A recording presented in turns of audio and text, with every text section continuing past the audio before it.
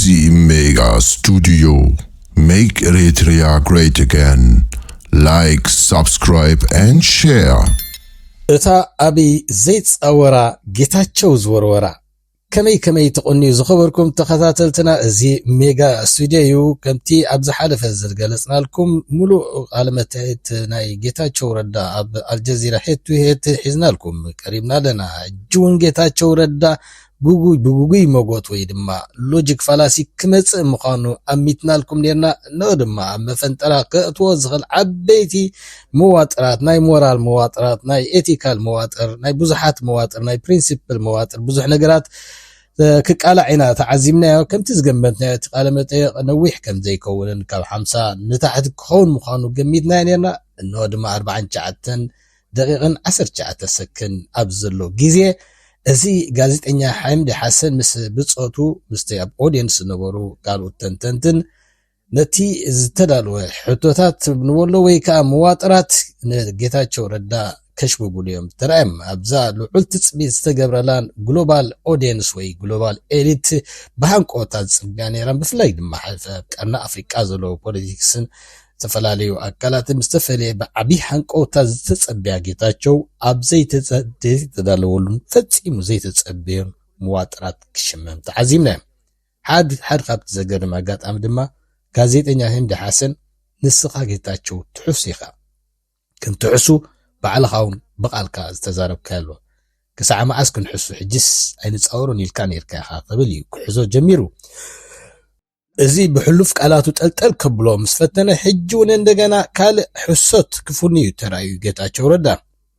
በዚ ዝተገረመ ሓንቲ ካፕተን ዕዱማት ንጌታቸው ረዳ ብዝረቐ ወይ ካነ ሰብትል ወይ ዕርቃኑን ሞራሉን ከተጥቆዖ ተራእያ ተኸበርኩም ተኸታተልና ብዛዕባ መሰ ተግባር ጌታቸው ረዳን ካልኦን ብዝምልከት ማቴዎስ ዘለዓለም ዝዳለዎ ጽሑፍ ኢና ሒዝናልኩም ቀሪብና ላይክ ሰብስክራይብ ብቐዳምነት ክትተሓበሩና ሓተትና ድሕሪ ሓፃር መሰጋገር ምለሰኩም ኢና ሰናይ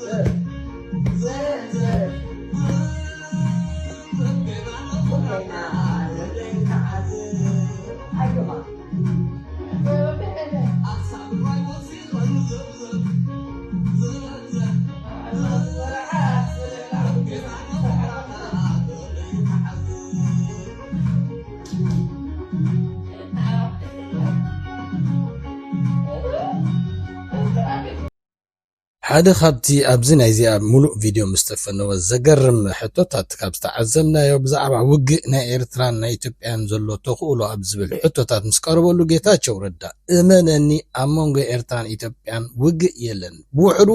ኣብ ቀረባ መጻኢ ዝግበር ውግእ የለን ክብል እዩ መሊሱ ጌታቸው ነዚ ምስተዛረበ ሓምዲ ሓሰን ከመይ ገይረ ከኣምነካ እዚ እኮ ናይ እምነት ጉዳይ ኣይኮነን ውግእ ከም ዘይህሉ እንታይ መረጋገጽ ኣለካ ንዝብል ሕቶ መገረም ሓሶት ወይ ሸፈጥ ወይ እውን ፎልስ ኣናሎጂ ብምቕረብ ናይ ሸፈጥ ምጉድ ብምፍጣር ኢሳያስ ኣብን ብክዕሮቕ እዮም ብዙሕ ዝፈልጦ ነገር ኣሎኒ ክብል ነቲ ኣብ ግዜ ይወደክ ዝጀመረ መስመራት ናይ ትሕተ ቅርጺ ነቲ ኣብ ግዜ ናይ ወደግዋ ናይ 2018 ዝነበረ ናይ ትሕቲ ቅርጺ ጽርግያ ምምሕያሽ ከምዛ ሕጂ ዝስራሕ ዘሎን ከምዛ ሕጂ ብውሽጢ ናይ ዕርቂ መስርሕ ዝካየድ ዘሎን ኣምሲሉ ናይ deceitful reasoning ክገብር ተራእዩ እዚ ኸ ኣብ ዝሓለፈ ቪድዮና ከም ዝዝክርዎ ተኾንኩም ጌታቸው ረዳ መብዛሕቲ ግዜ ዲፍሌክት ናይ ምግባርን ነቲ ኣማእዝን ናብ ካልእ ናይ ምኻድን ከምኡውን ናይ ሓሶት ወይ ከዓ ናይ ሸፈጥ ምስምስ ወይ ከዓ ሪዝኒንግ ብምቕራብ እዩ ዝፍለጥ እዚ ሓብቲ ዝበዝሐ ዘዘውትሮ ባህርያት እዩ ነው ድማ እዚኣ ብዕላማ እዩ ኣምፂዋ ክበሃል ይከኣል ምክንያቱ እዛ ጽርግያ እዚኣ ዝኸደላ ጌታቸው ንምንታይ ምዃና ጸኒሕና ክንመጾ ስለ ዝኾንና ጌታቸው ድሕርቲ ናይ ባሌ ጫካ ምስ አብይ ከደምቱም ዘካይዱ ርክባት በቀጥታ ምስ ሬድዋን ሁሴን ዝርከቡ ጉጅለ ንዓፋር ክልል ከም ዝኸዱን ምስቶም ናይ ኤርትራ ተቃዋምቲ ዝብሎም ቁንጣሮ ጉጅለታት ተሳኢሉ ከም ዝተመልሰን ዝዝከር እዩ።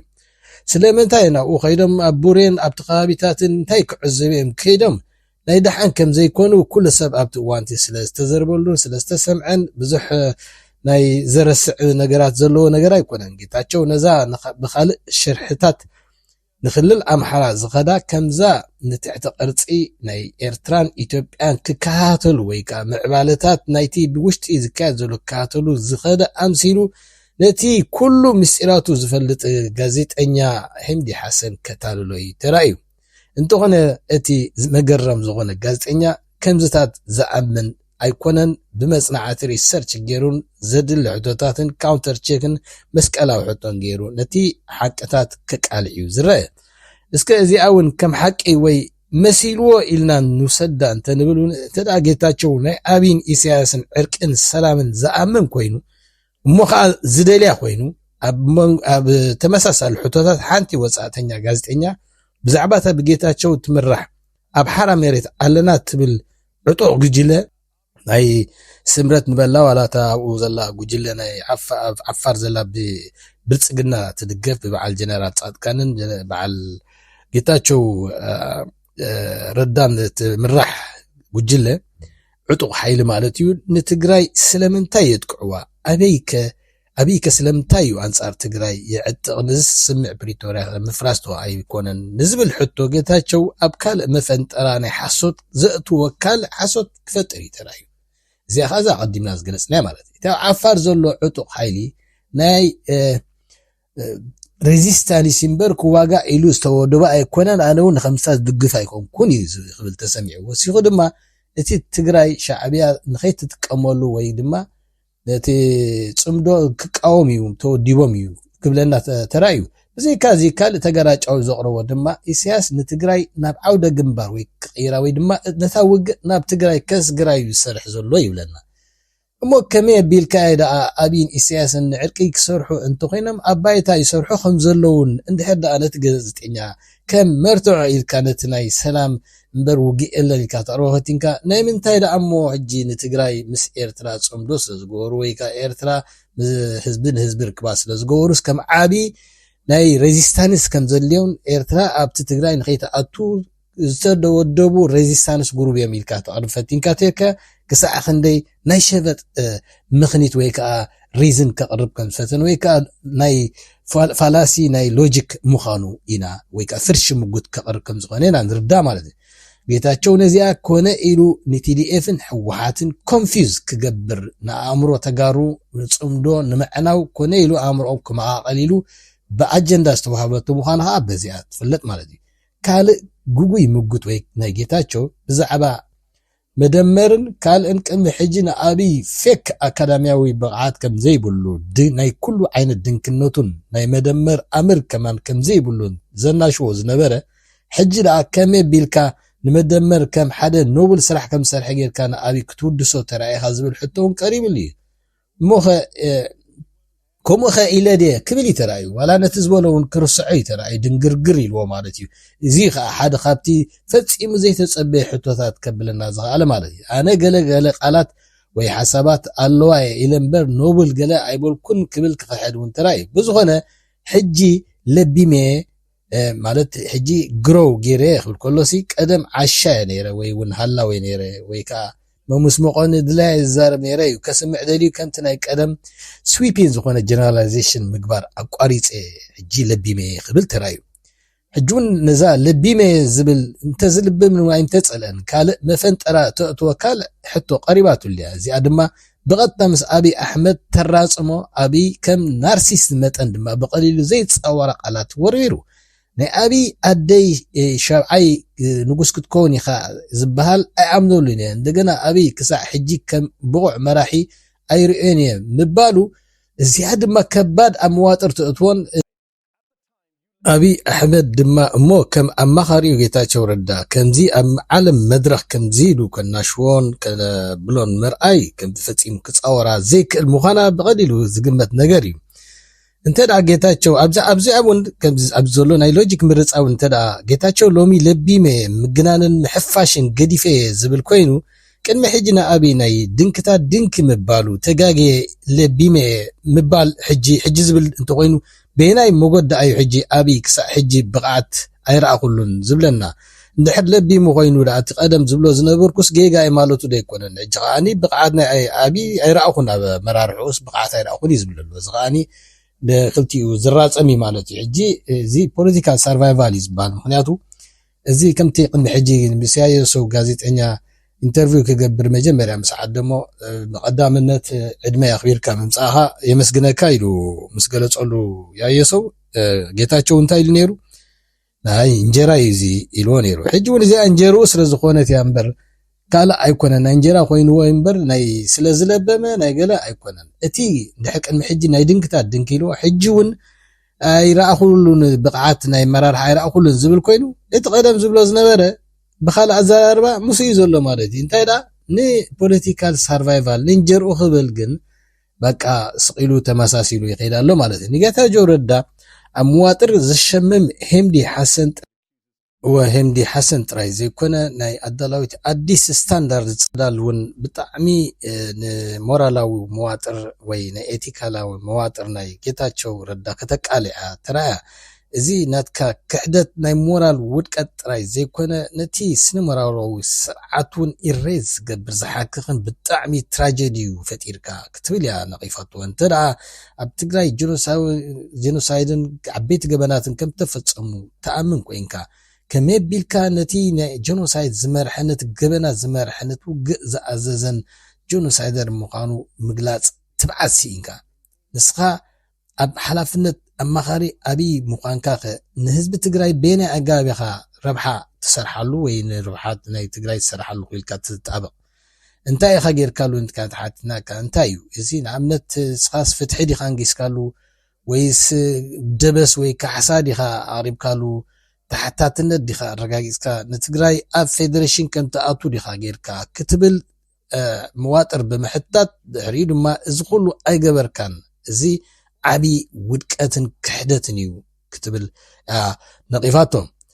أبتي ناي وق مس إرترا يلن زبل قداي دما شتقف ناي جيتاتشو دما تيشل ترومبرز بهالتن روجاوي بروفيسور تمرمار ناي كارنا أفريكا بوليتيكس تباهيلو زقلت نيو نزيزات أدالون بتمساسالي ناي وق سقات كمزلون اتي تاريخاو دحرا بايتا نايتي كبابي دما وق أبزخون ساعات كولاع كمزخلن زي قمت مقانون زملكت مقاني وقول صفتينم بزي مالت دما أنصار نايتي جيتاچو سقات يلنا بزقربا زبولو كمزلو سقاتن تزلو ريتوريك دما بوغن إثيوبيا عسرت جيزيت القبر بأبي يكون بتم ناي وتادران مراحدي نقو فقرات زقبرو زلو بمتقاس اتي أبايتا كله زقل كاني اتي كاناتات أب كله بمقتاو بتعم الدشاقة ديو زي يلن دلو زلو جيتاچو زمنا يكونن كله يمنتي قمو أبزقنا جيتاچو حانتي قال دربيو كبال كالي توق يلن زولو بوحدو أب قربا جيزي يلن تبل كالون دربي نيرو اندحر حلوف ملسي الناري إنا جيتاچو رداهون صادقان اتي وق يدليون فرقان كساع بومباتات جزا دربيو نتو عزز تقتلهم تلعالو نتي وتهدراوي تكال كأني بعلم يزمرحو نتي أنصار تقراي زعاد تقزل بلتقنا زدقف سراويت أنصار سمع بريتوريا أو إمام أنصار تقراي كواغو كساع بدرون متكعاتي تقيري إزي نايك أربا تزوكري إز خلونا فلت أي جيتاچو ردا وقي إلن زبل دلوغ بأنصارو خانين دحرا قدمنا خمس قلسنا سميعكمو اتو وق اتي ريزيستانس غروز بولو نتي ناي إيرترا أبتي زوبا ناي تقراي كأتو فلاي إيرترا أبتي توقع أب تقراي كتسقرو سلا تدلي قليلو سلا دزارب إزخاني أبزيا بوحدو أب قرا جزي خل كله قدمنا نتقراينا عنا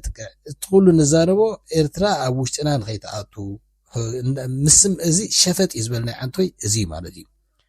قازيت إنا همدي نجيتاتشو كبيت زلفا زحقوفا وردت كسمعويو نعخاسي اتقلوبال إليت كمي جيريو كأمنكا وي كم نجر وي سيريس كريكا أي كنيو مغنياتو أنا بكلتشين عزريشن كعلمتي قبل الكعلغو مستي حوحات عفنيا وينكاخا قريبكا بدحري خامس حوحات وينكا أنصار زي جنوسايدر تبلوز الخانة أبي تواقع نيركا حج دماني نتم حوحات كريخا خاني أبقون نايتي جنوسايدر زبهال كوينكا أما خارو كوينكا خامس يخان اللخا جيزت عالم سي بمتاي خرد أكا هنكو نجر ጽባሕ ናበይ ትኸይድውን ወላ ድፈልጠካ ሰብ የለን ክብል እዩ ኣባጭ ኢሉ ክበሃል ዝከኣል ምክንያቱ እቲ ተፈላለየ ደቃይቃት እንታይ ብሎ ነይሩ እቲ ናትካ ተቀያሪ ትቀናታትካ እቲ መትከላትካ እቲ ኩሉ ክስታያትካ መቆሚ የብልካን ምስ ኩሉ ኣበይ ፀኒሕካ ናበይ ትኸይድውን ክንርዳእካ ይከኣልናን እዩ ዝብሎ ነይሩ እዚ ድማ ምስታ ፀላል ናይ ሞራል ትራጀዲ ነቲ ሞራላዊ ክብርታት ጠቕላላ ዝሓክኽ ክድዓት ትራጀዲ ኢላ ዝገለጸቶ ደሚርካ ንጌታቸው ኣብቲ ዓብይ መድረኽ ውርደቱ ተቃሊዑ ክበሃል ይከኣል ብፍላይ ጋዜጠኛ ኤምዲ እሞ ሕጂ ደኣ እዚ ኩሉ ንሓለቃኻ ዓብይ ብቕዓት የብሉን ኢልካ ጀኖሳይድ ከም ዝፈፀመ እውን ኣሚትካ ኣምላኽ ዝቐብኦ ንጉስ ምዃኑ እውን ፅምፅዋ ኢልካ ነፂካ ኣብዚ ስራሕካ ንኸይባረካ ወይ ገለ ነገር ከይወርደካ ትፈርሕሉ ኢሉ ምስ ሓተቶ ጌታቸው በዚ ዝገበርኮ ኣለመጤቕ ዝወረደ ይውረድ ንዓይ ብዙሕ ዝጭንቐሉ ኣይኮንኩን ክብል ተሰሚዑ ይኹን እምበር ጌታቸው ረዳ ክሳዕ ክንደይ ከም ተጨነቐ ኣብታ ፕሪቪው ዝተለቐቐት ናይ 2:36 ሰከንድን ክሳዕ ክንደይ ንዕኡ ከም ዘዕነወቶን ብክድዓት ከም ዘምዘነቶን ነዛ ብምልእታ ምስ ወፀትካ እንህለኩም ሙሉእ ቃለመጠይቕ ኢሉ ቀዳማይ ዝዘርግሕ ኣብቲ ፔጁ ጌታቸው ረዳ ምዃኑ ርኢኻ ክሳዕ ክንደይ ስትረስን ውርደትን ከም ዝፈፀመሉ በቲ ዘለዎ ኩነታት ክግለጽ ይከኣል ዝበዝሑ ኤሊታት ተጋሩ ብክድዓት ጌታቸው ረዳ ቁጥዖም ክገልጹ እዮም ተራእዮም ብፍላይ ድማ እቲ ውግእ ኣብይ ኮነ ኢሉ ከም ዝጅምር ከም ዝገበሮ ከም በዓል ታየ ደንደኣን ከም በዓል ዶክተር ሚኬሳን መስኪሮም ክንሶም ኣብይ ነጊርዎም ኮ እንደኾነ ኣብ ኣኼባ ኮኔልና ንተጋሩ ካብቲ ናይ ፌደራል ናይ ወታደራዊ ጸጥታውን ስርዓት ክንኣልዮም ስለዝደለና ኢና ኣብ ልዕሊ ሰሜን እዚ ክንጥቃዕ ጌርና ኢሉ እውን ተዛሪቦም ከም ምዃኑ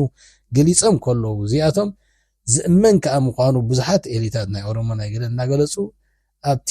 ፅንኩር ናይ ህላዌ ውግእ ዝጠፍኡ ዕሸላት ተጋሩን ዝሰንከሉን ዋጋ ከይሃበ ንኣብይ ክኸዋውለሉን ክሽፍነሉን ምፍታኑ ክድዓት ይኽብሉ ቁጥዖም ክገልጹ ተራእዮም ብኻልእ ሸነኽ ድማ ጌታቸው ደፋርን ብርእሲ ተኣማንነት ኣብዚ ሜድያ ምቕራቡ ክድነቕ ኣሎ ኣይናይ መራሒ እንታይ ብቕዓትን ኮንፊደንስ ሒዙ ኣብ ከምዚ ሜድያ ዝቐርብ እዚ ኸማነ እዚ ተባዕ ስለ ዝኾነ የብኣት እዩ ዝብሉ እውን ኣይተሰኣኑ ኣብይ ከም ጀኖሳይደር ዘይብቑዕ መራሕን ሻብዓይ ንጉስ ዝብል ትረኻ ከም ዘይኣምነሉን ምግላፁ ጥራይ እውን ከደንቆ ይግባእ እዩ ክብሉ እውን ዝገለጹ ኣለዉ ካልኦት ፍልይ ዝበሉ ተዓዘብቲ ድማ ኣብዛ እዋን እዚኣ ኣብይ ኣሕመድ ሕልውን ንፅፉን ዝኾኑ ሪፓብሊካን ጋርድን ኮማንዶታትን ናብ ክልል ኣምሓራ ናብ ከባቢ ትግራይን ኣፀጊዑ እዚ ድማ ኮነ ኢሉ ንትግራይ ከጥቅዕ ይዳሎ ከም ዘሎ እናተፈልጠ ኮነ ኢሉ ነቲ ፍሬሚን ወይ ከዓ ነቲ ናሬሽን ንኽቂረሉ ኢሉ ኮነ ኢሉ ንጌታቸው ረዳ ኣብዚ ሜድያ ከም ዝለኣኽዎ ብውጥን ከም ዝለኣኽዎ ክልተ ወርሒ ከም ዝገብርን ከም በዓል ሆርን ሬቪውን ካልኦት ዝኣመሰሉ ከም በዓል ሪፖርተርን ክገልፃውን ተራእየን እየን እዚ ድማኒ ኮነ ኢሉ ኣጀንዳ ንምጥፋን ኣብ መንጎ ብፍላይ ድማ ኣብ መንጎ ትግራይን ኣብ መንጎ ኤርትራን ዘሎ ፅምዶ ንበትኽ ፅርግያ ስራሕ ኣሎ ኣብ ዕርቅዮም ዘሎ ክዕረቕ እዮም እናበለ ኮነ ኢሉ ኣንፈቶም ንኸጥፍእ ወይ ኮንፊዝ ንክገብር ብኣብይ ከም ዝተለኣኸ የመልክት ዝኸበርኩም ተኸታተልትና ሎም ዝተዳለወ እዚ ነይሩ ብኻልእ ክሳብ ንረኸብ ሰሰናዩ ንኹሉና ጌታቸው ሪቮልቪንግ ሞርች